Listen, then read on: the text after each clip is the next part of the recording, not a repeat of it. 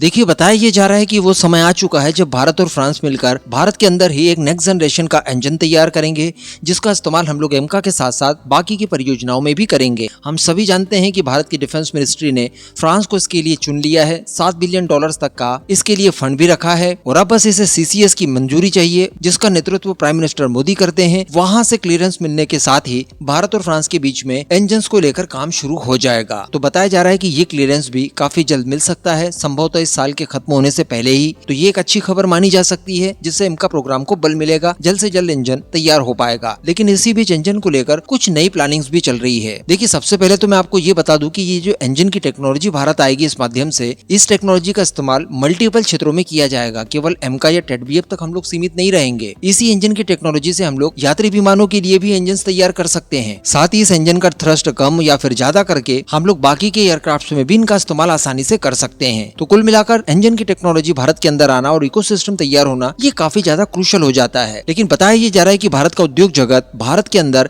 एक नया mission launch करने की बात कर रहा है और इसके लिए वो लोग हमारी गवर्नमेंट से निवेदन कर रहे हैं कि वो मिशन एरो इंजन लॉन्च कर दे। अब ये क्या है? अब देखिए, उद्योग जगत की तरफ से स्पष्ट कहा गया है कि भारत काफी ज्यादा संवेदनशील राष्ट्र है। यानी हम लोग जो इंजन तैयार करेंगे भारत के लिए, या तो ये अमेरिका, ब्रिटेन, रशिया या फिर फ्रांस, यूके जैसे देशों के साथ करेंगे।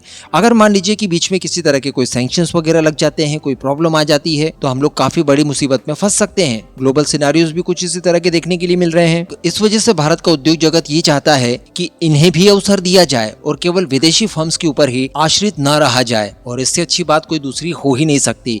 कहने का मतलब, भारत का प्राइवेट सेक्टर चाहता है कि एरो इंजन के डेवलपमेंट और उसके निर्माण कार्य में हमें भी शामिल किया जाए। और बताया जा रहा है कि फ्रांस और भारत के द्वारा जो इंजन तैयार किया जाएगा, उसी के पैरेलल एक और प्रोजेक्ट के ऊपर काम करवाया जाए, जिसमें सभी भारत की प्राइवेट कंपनियां शामिल होंगी। निश्चित तौर पर इसमें HAL और DRDO जैसी संस्थाएं इन्हें मदद कर सकती है, लेकिन ये सरकार से और भी तरह की बैकिंग चाहती है। वो चाहती है कि यहाँ पर भी सरकार थोड़ा बहुत इन्वेस्ट करे, जिससे कि भविष्य में किसी तरह के कोई गंभीर परिणाम हम सभी को देखने के लिए न मिले। कोई भी परिस्थिति आ जाए, कोई भी सैंक्शंस वगैरह लग जाए, लेकिन भारत का प्रोग्राम लगातार चलता रहे। क्योंकि जब भारत और फ्रांस के बीच में संयुक्त रूप से रिसर्च एंड डेवलपमेंट होगी, उसके लिए हम लोग बिलियंस ऑफ डॉलर्स चूंकि खर्च कर ही रहे हैं, तो क्यों ना उसका लाभ साथ ही साथ यहाँ पर भी उठाया जाए। अगर आप लोग अभी भी नहीं समझे, तो मैं कंजर्वेटिव लैंग्वेज में आपको ये बता दूं कि जो भारत फ्रांस का कंसोर्टियम इस इंजन के ऊपर टेक्नोलॉजी तैयार करने की कोशिश करेगा, जो जो रिसर्च करेगा, उन सभी चीजों की जानकारी इन्हें भी दी जाए। पूरी की पूरी ना सही, लेकिन एक बैकिंग इन्हें प्रॉपर दी जाए, जिससे कि ये लोग भी हूबहू वैसा ही इंजन अपने खुद के बूते तैयार कर पाए, जिससे फ्रांस का कोई लेना देना ना होगा और वो संपूर्ण रूप से स्वदेशी होगा। तो इस बात के लिए ये लोग कह रहे हैं। साथ ही ये भी बताया जा रहा है कि चूंकि भारत को आने वाले कुछ वर्षों में तेजस मार्क 1A, मार्क 2, एमका और टेडबीएफ जैसे विमानों को तैयार करने के लिए कम से कम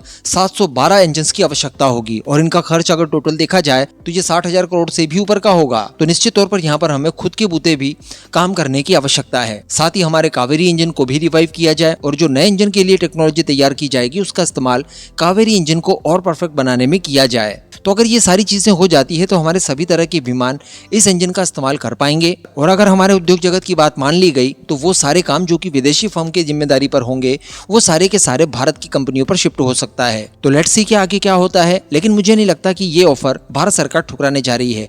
खासकर मोदी जी काफी ज्यादा विजनरी व्यक्ति हैं। वो निश्चित तौर पर इसके ऊपर विचार करके इस काम को आगे जरूर बढ़ाएंगे।